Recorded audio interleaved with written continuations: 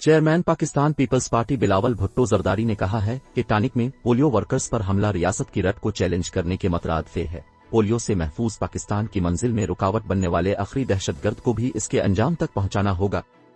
बिलावल भुट्टो जरदारी ने टानिक में इंसदाद पोलियो मुहिम की टीम पर दहशतगर्दों के हमले की मजम्मत करते हुए कहा कि कालअदम तहरीक तालिबान पाकिस्तान ने टानिक में पोलियो वर्कर्स पर हमला करके रियासत की रट को चैलेंज किया है।